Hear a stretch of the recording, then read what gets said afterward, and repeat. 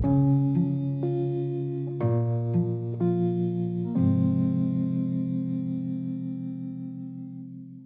welcome to the podcast. My name is Father Bill W. I'm an Episcopal priest here in Austin, Texas, and I've had the gift of recovery since December the 27th of 1972. Purpose of these podcasts is to go deeper into the spirituality, the history, and the underlying psychology of the 12-step recovery program. We're working pretty much on the psychology part in this series. It's centered on the work of a man by the name of Viktor Frankl. He was a psychiatrist and the founder of something called Logotherapy. And here to help us kind of tease out the meaning of his work is an old friend of mine, Tom Lavin from Reno, Nevada. And Tom is a psychotherapist, marriage and family therapist, and also a licensed clinical alcohol and drug counselor. He served for many years as adjunct faculty at the University of Nevada School of Medicine, Psychiatry, and Behavioral Sciences. For many years, Tom's been helping folks find greater meaning and purpose in their lives, taking the work of Viktor Frankl and kind of taking it into the laboratory and helping people understand it, and even more importantly, to learn how to live it. He's got a series called Live Better. There's a link to it in the show notes. Also, he's got a newsletter. I encourage you to sign up for it, and a series of YouTube lectures that go even deeper than what we're able to do here in this series. But I think you will find that very, very helpful. So in our last few episodes, we've been going through Frankl's book, The Doctor and the Soul. And I have had 4 or 5 people email me and say, I'm finding this book kind of difficult. Don't worry about that. I think you can get what you need from these podcast episodes. If you're familiar with depth psychology and things of that nature, I think you'll be able to get through it, or just read it. And, some books like that, I get a hold of them and I have to go back to them 4 or 5 times. And as I learn more and more about what the author is getting at, it becomes familiar. One other thing I was thinking of, Tom, is I'd like to also maybe put a few links on some YouTube episodes where Frankl himself speaks. I find him a fascinating character, and I think people would enjoy that. So don't worry about the book. We'll throw plenty of Frankl stuff at you, and you'll get the message. All right. This episode, we got through the introduction. It only took us 3 or 4 sessions to do that. So we're moving into the meat, and this one starts off on a very light topic, his chapter on the meaning of life and death. So hang on to your ego there. This one's gonna threaten it a bit. So let me start off, Tom, with a quote, kind of his approach to this thing. Frankl writes this: psychotherapy endeavors to bring instinctual facts to consciousness. Logotherapy, on the other hand, seeks to bring to awareness the spiritual realities, and is particularly concerned with making men and women conscious of their responsibility, since being responsible is one of the essential grounds of human existence. So in thinking about that, Wilson had his famous responsibility statement that says, I am responsible. When anyone, anywhere reaches out for help, I want the hand of AA always to be there. And for that, I am responsible. How do you think Viktor Frankl's responsibility statement might read if he had one? Frankl, again, there's a deep connection really between the fundamental philosophy of 12-step recovery and logotherapy. Responsibility is key in both of them. In fact, both things, where Frankl said to be fully human and fully alive, we need to be conscious and responsible.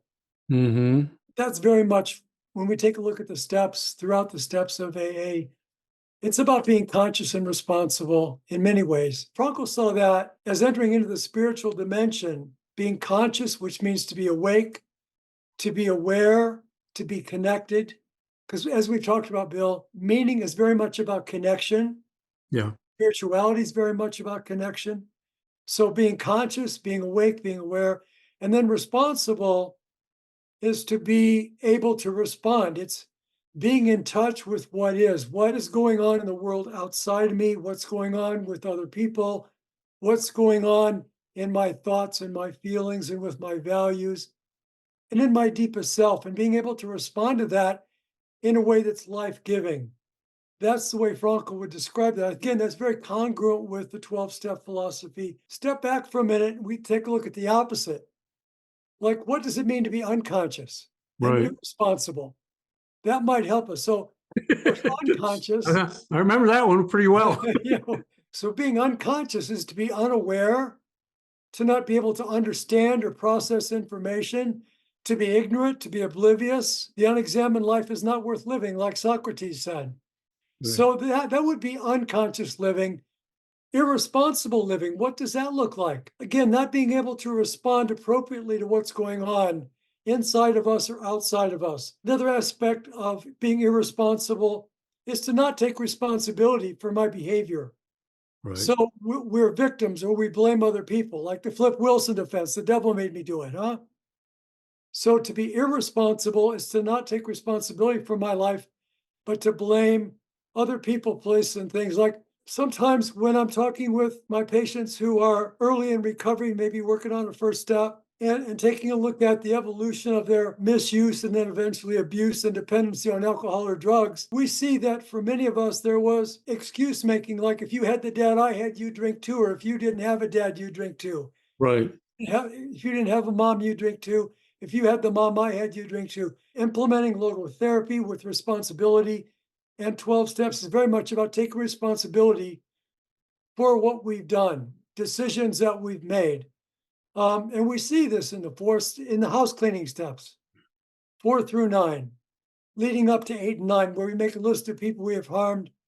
And then in the 9th step, we make amends. We take responsibility for what we've done, and we attempt to make amends for what's happened as a result of our drinking and our unmanageability. If you're dealing with addiction, I mean, those were two things when you're talking about them that resonate very deeply with me. And I'm flashing back to when I got sober. Part of me was responsible, but part of me was totally irresponsible.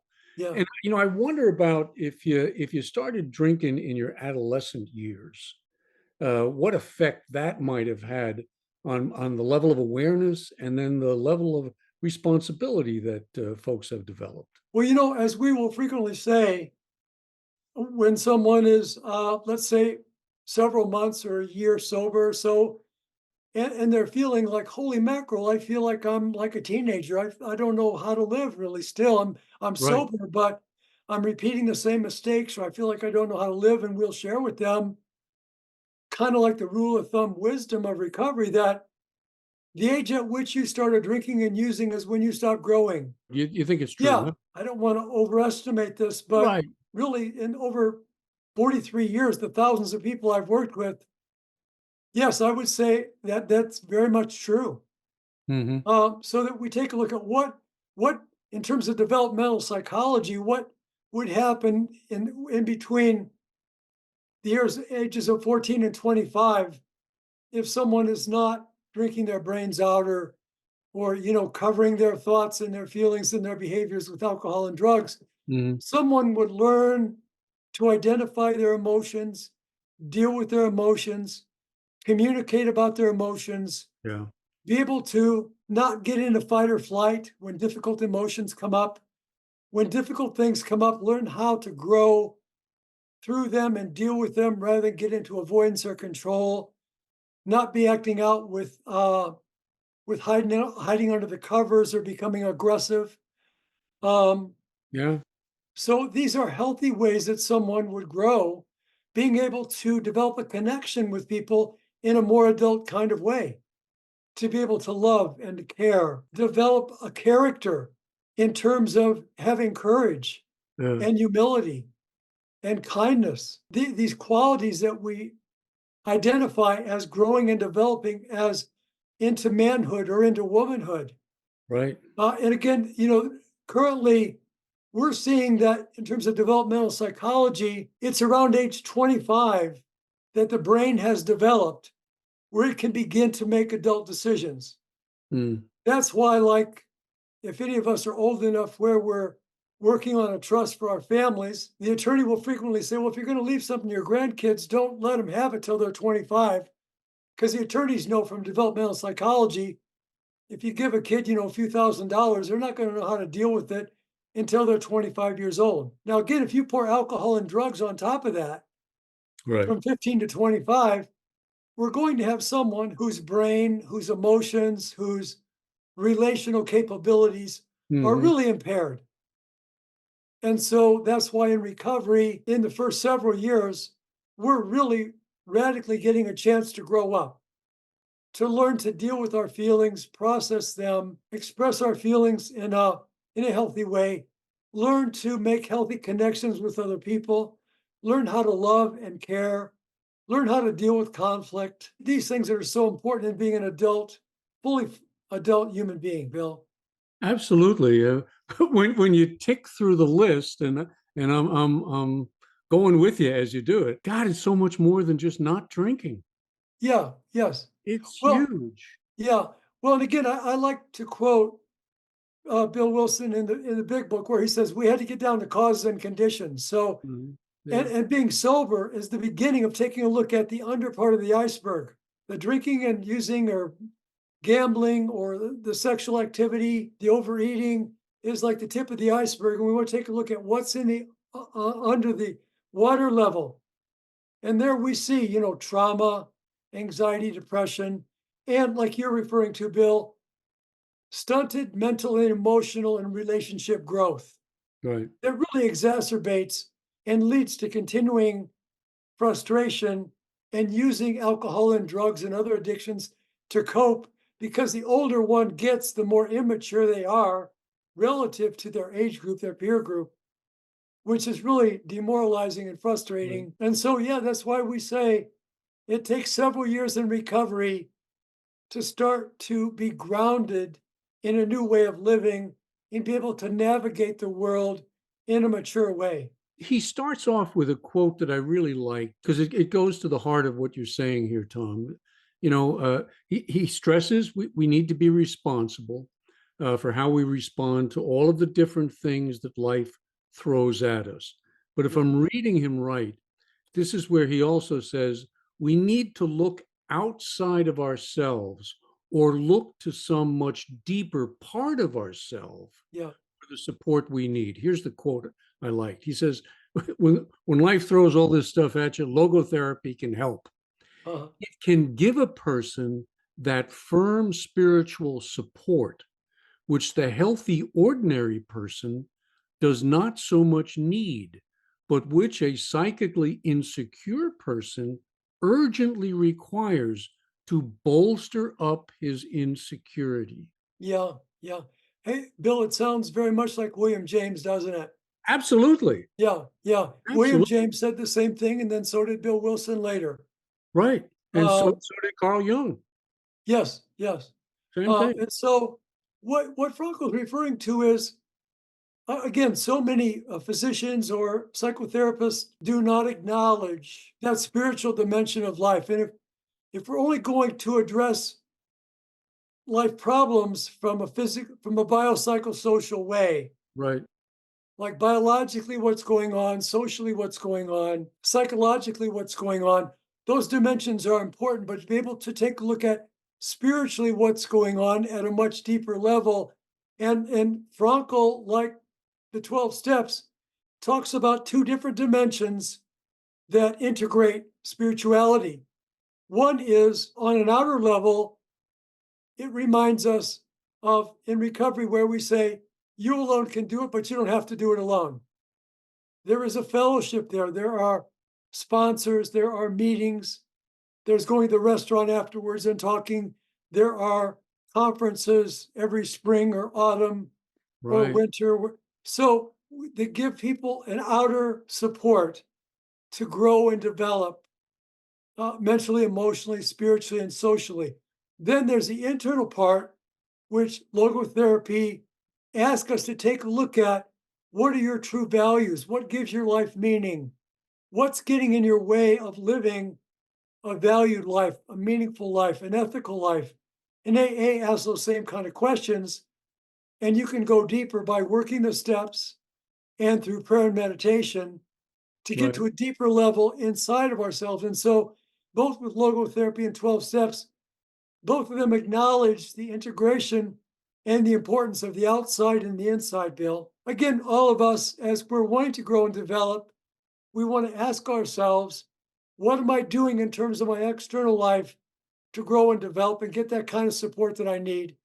And what am I doing in my internal life to grow and develop? Combining those two, Frankl and the 12 steps would say that's integrated, effective foundation for growth and development for all of us. It's nice to know that there is a power that wants me to be well, and that there are ways, and there are numerous ways, that I can make connection to that power, Yes. externally and internally, as Yes. you're saying. Okay? Quotes here Pascal, and he says, a branch can never grasp the meaning of the whole tree. But if we get grafted onto a tree, I worked on a kibbutz in Israel many years ago. I worked in the farm area, and I'm from New York City. I didn't know diddly squat about farming or any of that sort of stuff, you know. But they actually grafted trees. They had a very healthy, let's say, an orange tree, you know, and they'd graft onto it. They'd cut a hole in the bark. They'd Yeah. cut a hole in the branch. They'd connect those two, you know, Yeah. wrap some tape around them, and the life, whatever it is that's running through that tree, now goes into the branch. Yeah. It Yeah. was it was it was like a spiritual experience, man. Yeah. Yeah. That's a beautiful example, Bill, Yeah, about how, again, connecting to something outer that can right. give us nurturance to grow and develop. That's a nice metaphor. And I don't have to understand it. I Yeah. just have to draw the sap from it. That's the problem. I'm always trying to understand it. You know, Yeah. that's the problem I Well, think people have with God and life and all that sort of stuff. We're putting it under a microscope rather yeah. than recognizing that it is putting us under the microscope. Yeah. Well You know? put. There are a couple things there, Bill. I think in humility, we would have to say, when it comes to understanding the whole tree or the whole universe or the whole Yeah. cosmos, with humility, we need to all admit that that's above our pay grade. That, Oh, I and just have to try harder, Tom. Think right. more. Then the other thing is, like, another example is, the Buddha, they Yeah, would ask him metaphysical and cosmic questions. And he right. said, you know what? I'm not going to concern myself with that. I want to be pragmatic. What will help reduce your suffering and help you live a flourishing, meaningful life? That's what I'm about. That's what he would say. And that's what the 12 steps are about. And that's what logotherapy is about. What will reduce our suffering? Very pragmatic, Bill. Yes, yes. What will reduce our suffering and what will help us live a flourishing, meaningful life? And the larger questions, they'll just take care of themselves. And they do. But I remember when I came into the program, they were on the wall. I saw think, think, think. Oh my God, that was not good advice for me. Yeah, that was a paradoxical imperative, I think. You know, in the therapy work you do with people, you build on three components. You sent me some material. This was helpful. Yeah, And this includes vision, decision, and action.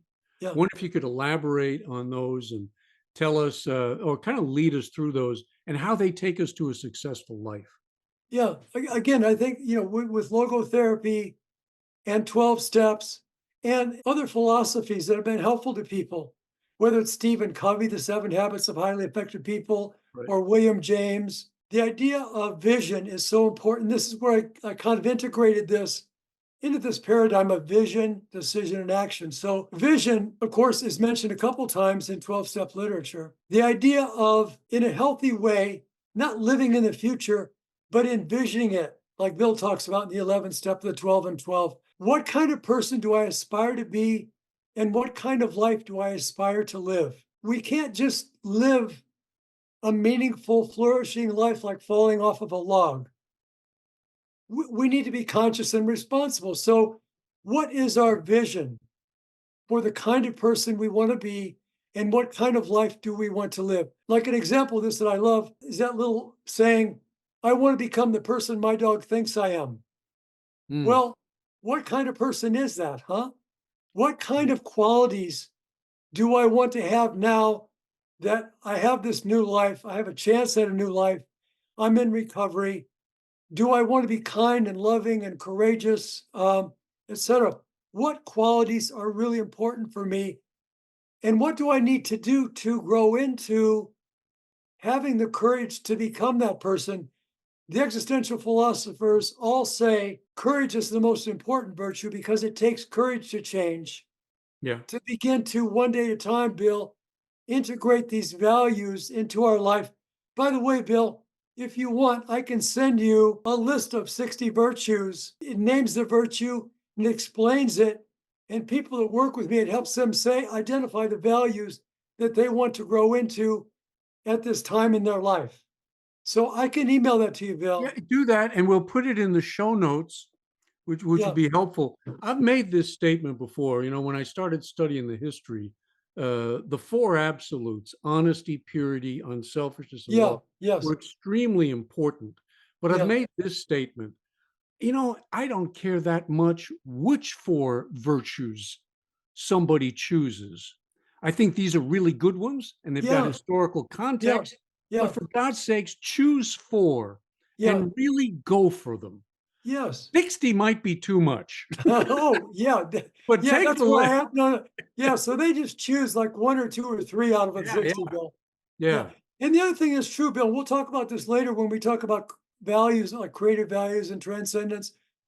Frankl, also was smart enough to say values, virtues, and meaning, what's important to us when we're in our 20s, when we're 40, different virtues and different values and different meaning, it'll be different. And then we're in our 50s and 60s and 70s. This is where, like acceptance and commitment therapy talks about psychological flexibility. We can't just identify something when we're in our 20s and it's true for the rest of our lives. Psychological flexibility, and again, this gets back to responsibility, Bill, is being in touch with my life today and the way my life is today and what's important. And so this gets back to the virtues, the kind of person that's required that I be today. All right. And the other thing, the person I aspire to be, then what kind of life do I aspire to live? What's important to me in terms of love and relationships and work and creative values and fellowship, religiosity, spirituality, recreation? How do I want my life to live? And again, Bill, I have a really good inventory that I can share with you that asks my patients to take a look at 16 different areas of their life. And it asks, how important is this area of your life and how satisfied are you? And then we use the serenity prayer to take a look at what changes might I need to make. So I need the courage to change the things I can.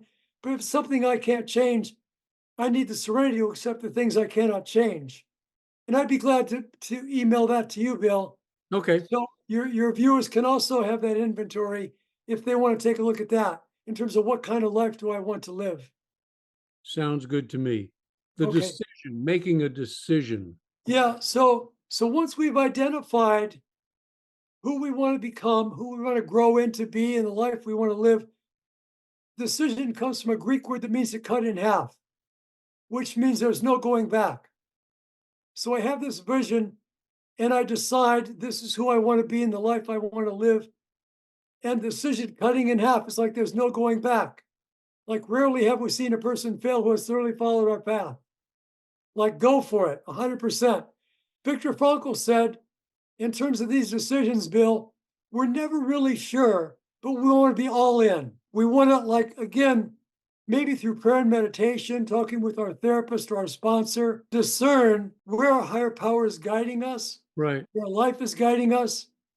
And then we decide I'm going for it 100%. Sometimes we see, Bill, we're afraid to make a decision.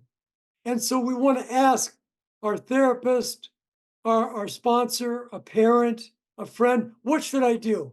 Tell me what to do. We're afraid to take responsibility for our life. We abnegate our responsibility. Yeah.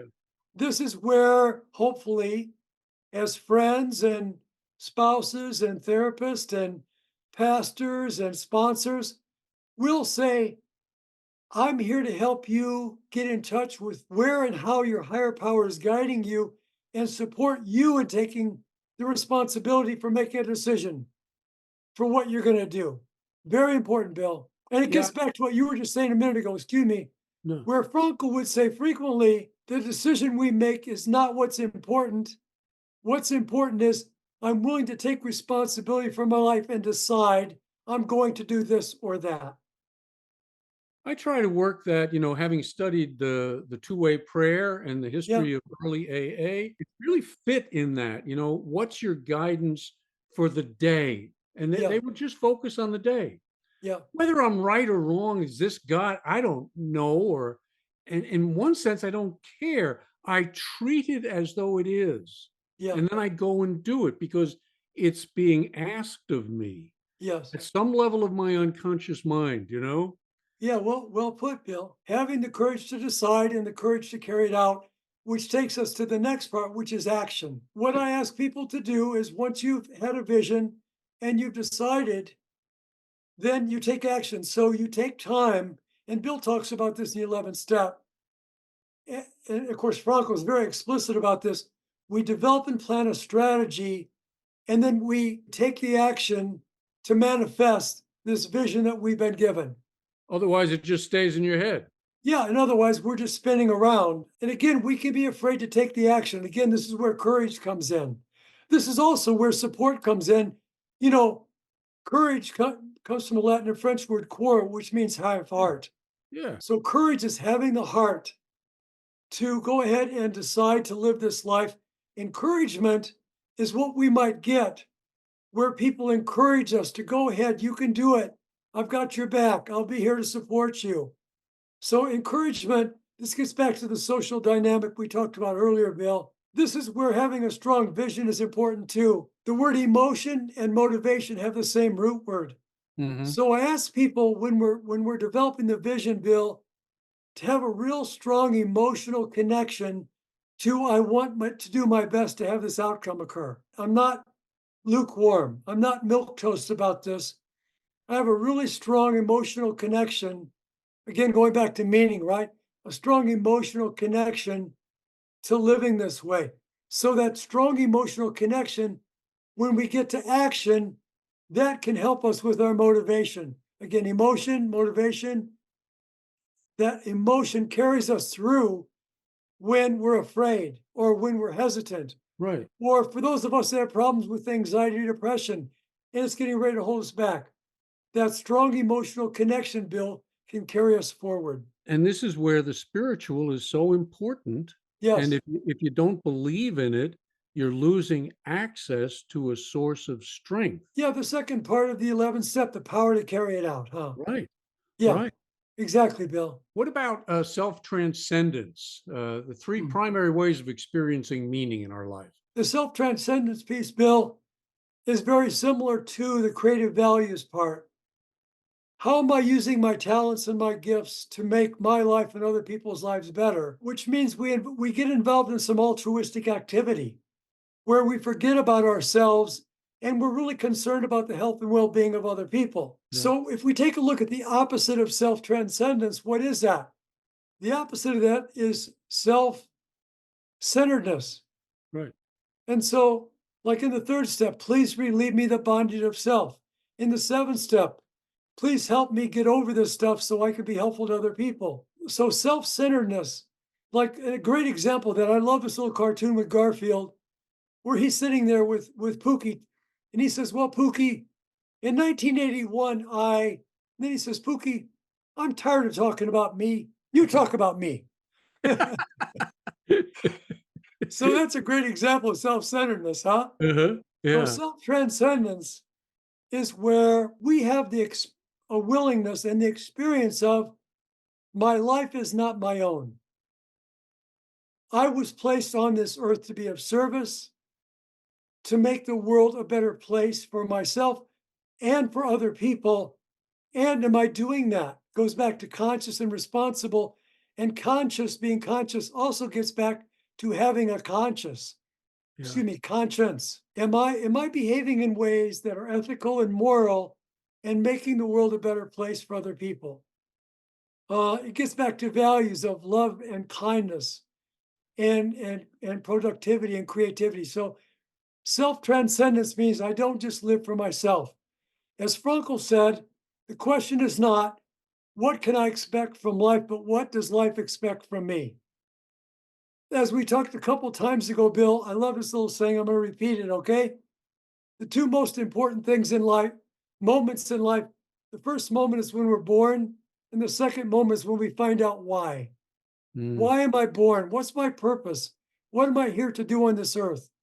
And it certainly isn't to get more money, power, and sex. right. It's a self-transcendent quality. When we choose those values, Bill, as Aristotle and Viktor Frankl and Bill Wilson said, that's when we have serenity. That's when we're happy. Is when we're living a self-transcendent life. We try to find other ways, but love and service are our code, and it Yes, means that that's what works. yes. And so self-transcendence is having that awareness or that enlightenment, like Bill will say in the 6th and 7th step, whether our instinctual needs are met or not, we base our actions on character, on values. Yeah. So that's a self-transcendent life, Bill, from Frankl and the 12 steps, as well as I can tell, Bill. Second one is engage with people and experiences that nurture our spirit. In my experience as a person and as a therapist, Bill, when we're in touch with our meaning-seeking self, which we might call our spiritual self, we will feel an attraction to things that are healthy, and we will feel an aversion to things, people, places, and things that are toxic. We'll have an aversion to that and an attraction to that which nurtures our spirit. And it's up to each one of us, again, to be mindful, to be aware in terms of our own individuality. Where's the higher power guiding me, or where's life guiding me in terms of what nurtures my spirit, in terms of Yeah. people that I want to hang out with, meetings that I go to, ways of behaving within my family, a career that I'm oriented to, and how I want to behave in the workforce, things that I do in my life, nature or music or Yeah. art, Yeah. friendships. What nurtures my spirit? What makes me feel good about life and living? And that's one of the wonderful things about being clean and sober, is that we in fact are living a fulfilled life now. It's not a life of quiet desperation. This is, to me, this is step 10, Mm, on an ongoing basis. mm. And it's not a checklist that I can do 10 or 15 things and just look at this, look at that, look at the other thing. It's sensing. Yeah, Am I connected to people, to life, to nature, to my yeah, own soul? yeah, Or is there still are there still elements of disconnection? And yes, that's what I try to look at every day. And yes, I can almost always find disconnection. yeah. Well, yes, it's a matter of progress, not perfection, huh, Bill? Yeah, So when sure. we are, though, doing our 10th step and we're seeing that we're practicing these principles Right. and we have a good connection with the people in our life and with everything in our life, and we're part of that flow, Yeah. and we're doing our inventory, and we see that we're so grateful for that. Tom, that's where 10 flows immediately into 11. Yeah, that's a good point. And like you were saying, Bill, too, though, where am I disconnected? Or in terms of my shortcomings or character defects, where am I still attracted to those behaviors or Right. relationships that are really not healthy for me? How is And that immaturity showing itself in my life? yeah, Yeah, and am I willing to let that go that's it. and move more toward connection and meaning and away from disconnection and toxicity? And there's going back to what we started this quote off from Frankl, there is a power available to us to do for us what we cannot do for ourselves, Yes, you yes, know, but it yeah, has to do it through us. It's the only yeah, way it's well going put, to get yeah, done. yes, well Yeah. put, Bill. Yeah, Yeah. Then I yeah, become more of it and it becomes more of me. yes, that transcendent connection, how that it's transcendent, but it manifests itself on a horizontal plane with people, Right. places, and things, doesn't it? Yeah. And that third way, Bill, is like Rabbi Kushner said when bad things happen to good people. Viktor Frankl, as well as the Buddha and Bill Wilson in the 12th step of the 12 and 12, notice that bad things, painful things do happen with us. We do experience suffering. How do we deal with that? Right. How do we deal with pain and suffering? In a way, Bill would say this is one of the things that separates the men from the boys or the girls from the women, is when difficult or painful things happen, how do we deal with it? Whether it's a chronic illness, Right. the death of someone that we love, the loss of a career, how do we deal with that? Frankl would call it attitudinal values. And he would say we take an attitude toward it. First of all, accept radical acceptance. I accept that this is going on. I have MS. I have Parkinson's. My beloved wife just died. My beloved child has died. Or my beloved child has a learning disability or a developmental disability. I accept that that has happened. And accepting something doesn't mean I like it, but I surrender to it. And more or less, I'm saying, thy will, not mine, be done. I accept it. Then he talked about how we want to see in this painful moment, is there a silver lining? Is there a blue sky or sunshine behind this cloud? And what he's talking about there, Bill, is in this time of pain, can I find something to be grateful for? If we're being a therapist or a pastor or a sponsor, we don't want to jump into this and invalidate someone's pain. We want to acknowledge this is a really painful thing and this is really difficult. Right. In the midst of this, can you find one or two things that you're grateful for? Might there be a blessing in disguise here? And Frankl said that's important because it kind of balances out the pain and it reminds us that we always have this connection with goodness in our life, things that we can feel good about, even in the midst of this pain and suffering. Takes a little bit of time for that to come through, doesn't it? It does, Bill. And that's where the validation of the pain comes through. We don't want to jump in. It would be considered to Right. be really insensitive and rude to jump in too soon and say, let's take a look at gratitude. Yeah, right. Right. Yes, very much Tell, so, tell Bill. me more of your pain. Yeah, Tell let's me share that. more. Because I got to Yeah, get that out. in supervising young therapists, Right. Bill, I've seen that sometimes that's a mistake that they'll make, is that they jump in too soon with their pain. And so we'll talk about this. They jump in too soon with gratitude or positive thinking, or, you're going to get over this, or it's been 2 weeks. Don't you think you can get past this now? And we'll go, wait a minute. Whoa, whoa, whoa. Yeah. We're talking about a deep human wound here. Well, clergy can be really guilty of that, as can insensitive sponsors. It's well intentioned. And this is where the pastor, the physician, the sponsor, the therapist, we have to be able to sit with the pain as well. Someone that I'm counseling right now, it's been like 13 months since his beloved wife of like 25 years died. Mm-hmm. And he keeps saying, I should be over this now. Right. I shouldn't be having this depression or wondering what's meaningful in my life or not wanting to get out and be in the flow of life. And I share with him, it'll take a few years for you to fundamentally heal up from this. She was the love of your life. You were together for 25 years. You can't push the river. You can't. And so sometimes his friends will say, oh, good, this is the old Joe back. It's good to see the old Joe back. And so he's tempted to think, oh, I should be over my grief now. No, no. Frankl counseled somebody with the very same situation that Yeah, you're describing. And could you tell him what he told the patient in terms of how to visualize the death of his spouse rather than his own death? You recall yeah. that one? Yeah, I think if I'm recalling that one, Bill, correct me if I'm wrong. He kind of turned it around and he said, Exactly. think about the grace that your wife received in dying when she did. Wonder if you had died first and she needed to deal with this grief and loss. Is that the scenario you're That's the referring to, one. Bill? That's the one. Yeah, so he turned that around to have the guy take a look at it in a different way. And this gentleman said, oh, I feel so much relief now knowing that my wife did not have to go through that pain. That's right. This Yeah. spared her that suffering. Yeah, kind of turned into that self-transcendent quality. And then the other thing, Bill, so we talked about radically accepting what is, searching for gratitude. And then the other thing is to take a look at this pain and suffering that I'm experiencing.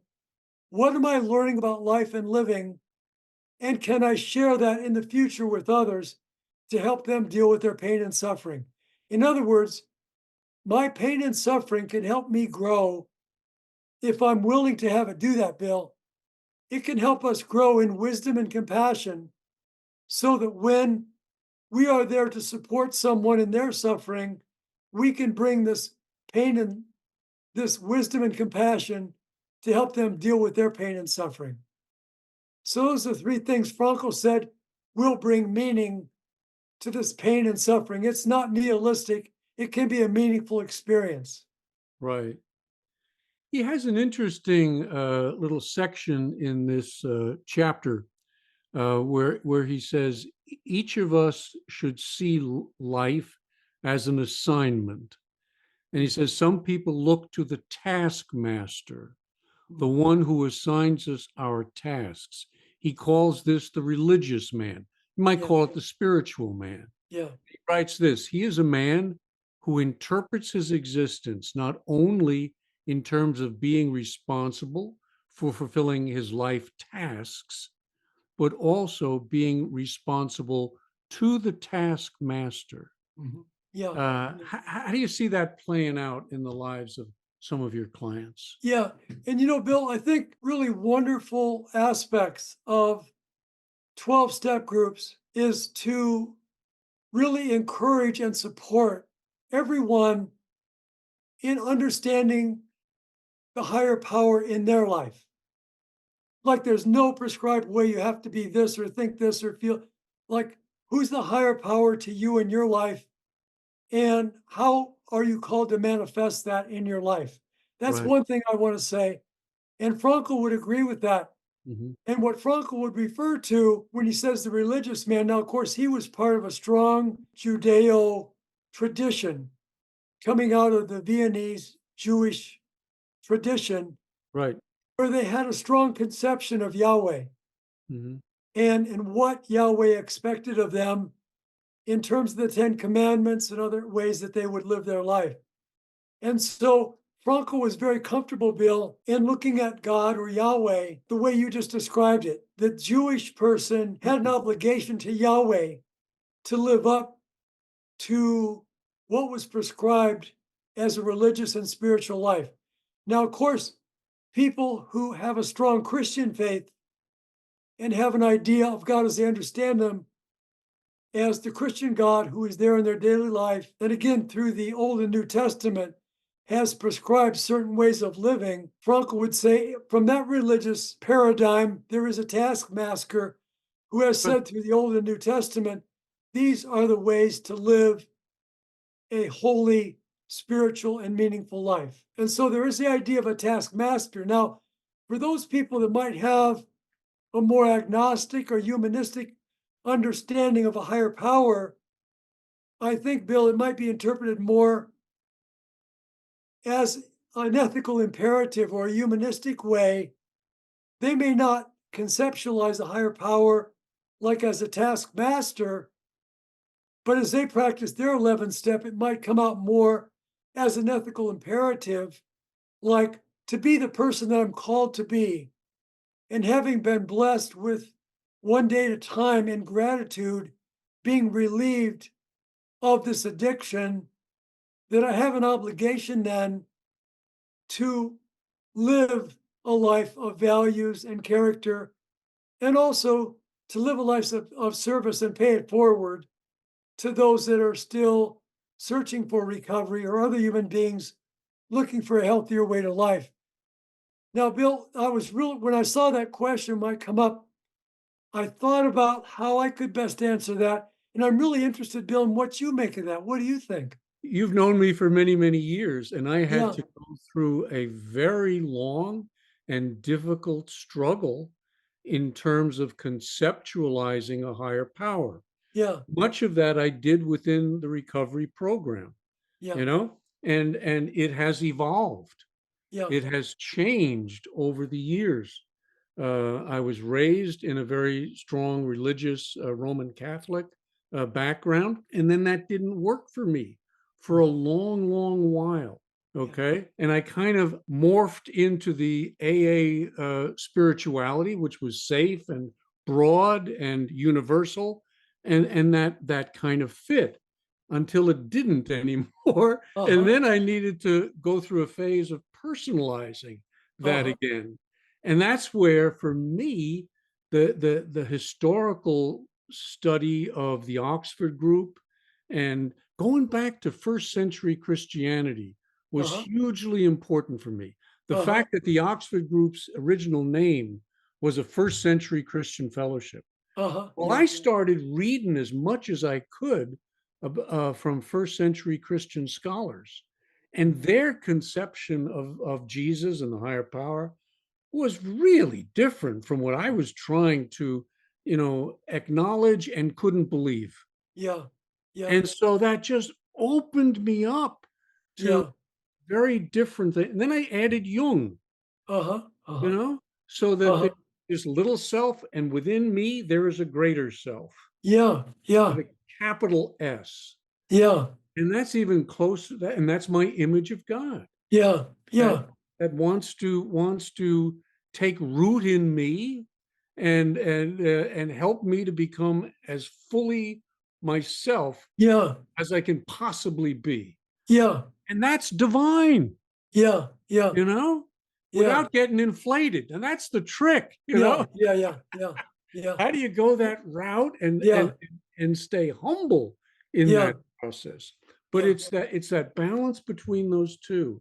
And Yeah. that's what I liked about this chapter, because he said those of us who don't have the ego strength, and we need this, go back to our buddy Floyd, who was Yeah. clinical director at a treatment center we were both working at. He said, Bill, you've got a real blessing over these normal numbskulls out there in the world. You've got a big anvil hanging over your head, and it says you're going to get spirituality and learn it. Boom, or it's going to come down and hit you and knock you out. Be grateful for that. Yeah, Floyd. Yeah, Floyd. I could see Floyd saying that to you, Bill. And Absolutely. to all of us, really. Yeah, Bill, yeah. Bill, what you just described was really beautiful. Thanks for sharing that, your own evolution. I don't talk about it much because it's kind of like politics. Yeah. I'll get in a lot of trouble for that. But hell, I've got some pretty strong views on this, and Well, I think our politics sucks, and I think our religions suck. yeah. And we've got to do better because we're losing people. Bill, what I appreciated was how personal it was that we shared, and you were sharing the evolution of your consciousness over time, Yeah. which I think is true for all human beings, and especially people coming into recovery, that it's not going to be like this one thing, like this one little thing Right. for 20 or 30 or 50 years of sobriety. Right. Hopefully, it's going to, our understanding and our experience of life and a higher power is going to continue to evolve. And so, Merton, thank you Thomas for Merton, sharing that. Thomas Merton said, if your concept of God doesn't change every 5 years, something's wrong. Yeah, yeah, I like that. yeah. The continuing evolution. Yes. Continuing. And that's the spiritual values start to change. That's what you were talking about earlier, you know, that Yeah, you're not the same person yeah, 10 years into recovery, 20 years into 50 years into recovery. yeah. You're just And not. yeah, and like Frankl would say, Bill, what you're referring to, we continue to grow with deeper connection with life and living. And by doing that, we have a deeper connection to living a meaningful and flourishing life. So let's move on to the second half. We're going to go much more quickly with this one. We've looked at all the pain and suffering in life. Now let's get to death. Okay. Yeah, right. Yeah, just death, right? Frankl insists there has to be meaning in death. So here's the quote: "How often we hear the argument that death does away with the meaning of life altogether. That in the end, all man's works are meaningless since death ultimately destroys them. Now, does death really decrease the meaningfulness of life? He's dealing here with infinity, with Yeah, infinite yeah, time. yeah, We don't have infinite time. We've got yeah, very limited lives. yeah, Says if we were immortal, we could legitimately postpone every action forever. yeah, It would be of no consequence whether or not we did a thing now. Every act might be just as well done tomorrow, or the yeah. day after, or a year from now, or 10 years from now.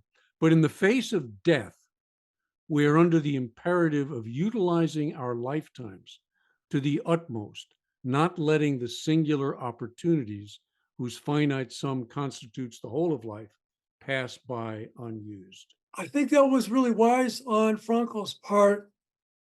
Bill, if I could put this up, I know you, the podcast, the people can't see this. What I have on this piece of paper is just a line.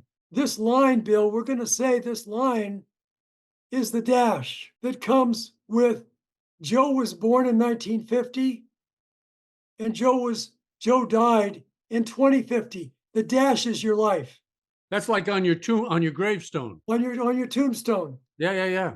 So the dash right here between 1950 and 2050, that dash is our life. And Frankl is saying, what are you doing in this time span here? Are you wasting your life? Are you really not living your life?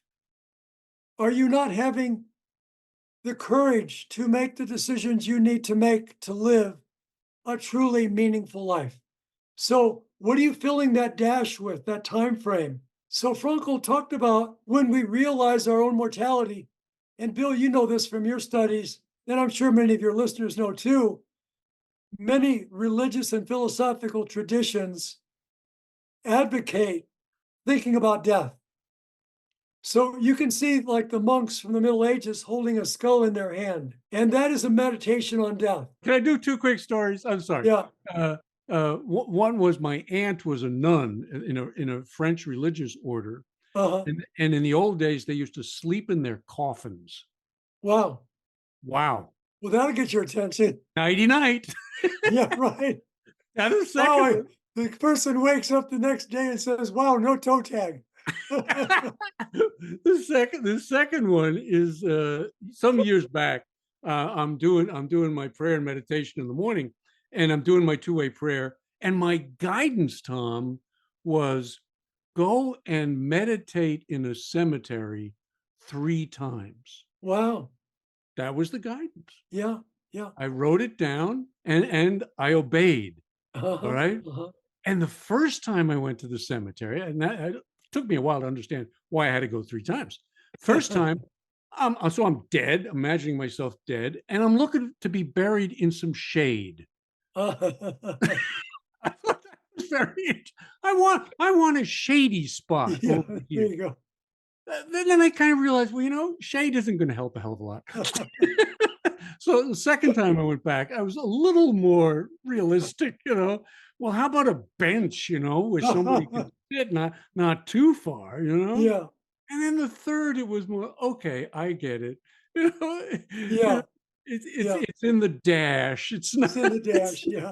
it's not in either That's end. great. Yeah, Yeah. that's great, Bill. But 3 times, and I'm probably due for a revisit.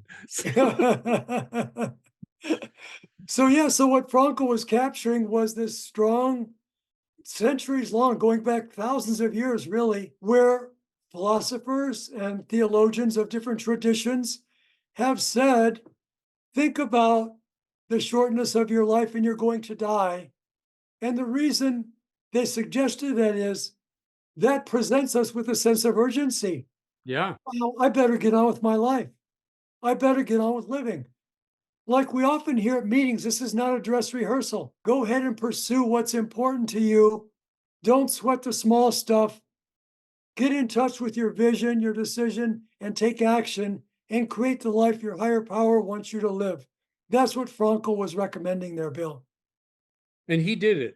We talked a few times ago about how when he was released from the concentration camp, he worked through his PTSD and he got on with living.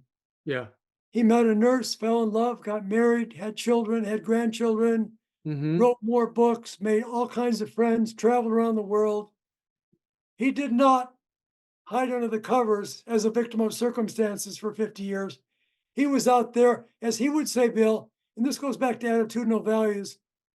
Frankl said, we want to say yes to life in spite of everything, which is very similar to what Bill talks about in the 12th step with pain and suffering. The Buddha talked about it too, as well as the Christian tradition, that there is pain and suffering, and say yes to life in spite of everything.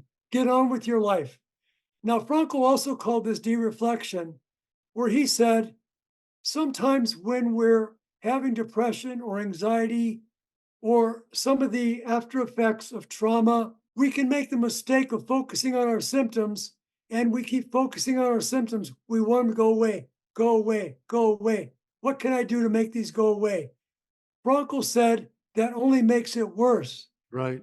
Accept that I'm feeling this way and pivot and turn towards life and get involved with people and places and things that are meaningful, and your symptoms will go into the background. It's not about working to make them go away. It's No. accepting them and getting on with your life. The most important thing for me is bring them into consciousness. Yeah, Don't push them back down into the basement. yeah, Say, what are you trying to say to me? yeah. And let them say it. And I write that down. I let them have their say. Yes, yeah, Very powerful. yeah. So Some of them yeah, have there's very two bad pieces to they that. have very bad language, some of the characters inside of me. Oh, foul-mouthed little bastards. Yeah, I'm glad you brought that up, Bill. There's two pieces really. One is it's called listening to depression or listening to anxiety. Mhm. What is it telling me? And then not staying stuck there, Right. like with ruminating negative and pessimistic thoughts, ruminating negative and pessimistic thoughts, but listening, what's it saying to me? And then taking action on that and getting on with our life. The spiritual element of the program is so important that I don't have to do this on my own power.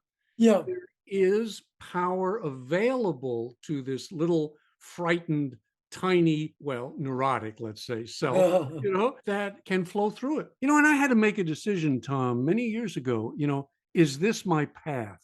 That was a huge, huge decision for me on AA and the 12-step journey.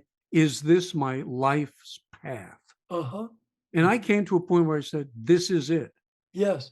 No more looking for something else, something different. This is it. hmm Live it out. Follow it through. Yeah. And Bill, that But reminds me, when the founders were looking at what are we going to call this thing, yeah, there were a number of votes that said, let's call it the way out that's right. in terms of a path, right? And then they look and they found there were like 15 groups called the way out. And they said, we Right. can't do this. Right. That's right. But you're It is capturing though, it is the way out. it is the way out. Yeah. Yes. And you got to find your way out. And I've Yes. never in 51, almost 2 years now, heard in my quiet time, okay, you're done with AA, move on. I Yeah. don't hear that. Yeah. This is my path. And Bill, when you say we found it's the way out and the way in. Exactly right. Yeah. Exactly right. All along the way, I'm meeting this ego that has another plan, that wants to be the taskmaster. Was it Dylan say, you got to serve somebody? Who's it going to be? Exactly. Yes. Who's it going to be? I want to end with a quote. It's one of my favorite quotes from Thomas Merton. Merton was asked if he believed in talking about death here, if he believed in the afterlife. And his statement was, he says, well, yes, I do. But I also believe this. There won't be much of me there. Yeah. I just love that. Yeah. That the ego is so determined to exist, survive, go on. Yeah. I did a meditation some years back. What if I melted back into God? Would that be okay? And a part of me, Tom, said, no, it would not. Yeah. What about me? What about me? Yeah. What about me? And you get, you get to see the clinginess of this thing. Yeah. And Bill, I think the wisdom of what Merton's talking about St. Paul used the Greek word kenosis, which is self-emptying, Right. which takes us back to, again, the wisdom of Frankl and the wisdom of the 12 steps Right. and Harry Tiebout, which I know you did a really good series on Harry Tiebout, ego deflation at depth, right, Right. Bill? Yeah. And so when we take a look at Bill Wilson's article in the Grapevine on emotional sobriety, he entitled that Love. And when he talked about in sobriety, we can be like Jekyll and Hyde too. And he said, what needs to happen is kind of the death of the self for Jekyll and Hyde, that conflict to die. And what he quoted, Bill, is takes us back to self-transcendence. He suggested that the prayer of St. Francis Right. is the formula to achieve emotional sobriety, which is the death of the self. Yeah. And so if your listeners want to take a look at Bill's article in the Grapevine or refer to the 11th step in the 12 and 12, where it's really about letting go of what I want and more being of service and looking out to our brothers and sisters and what can I do to show up for them in their life. A Zen master put it wonderfully. He said to his patient, why don't you die now and enjoy the rest of your life? Yes, there you go. There you go. Well There we put. all go. There we all go. Well, this has been fun once again. So Yeah. we're exploring the dash.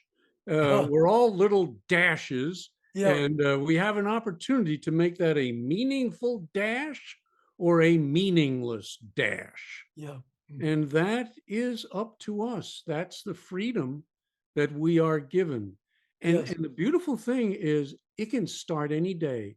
It starts with a decision. I'm going to become the self that I was meant to be.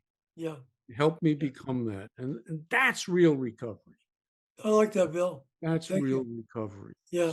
Um, well, we've been tracking down this road for a while, Tom, but we Yeah. got some more. We got to look at the meaning of work. I think we'll tackle that. What life's work? What is life calling you to do?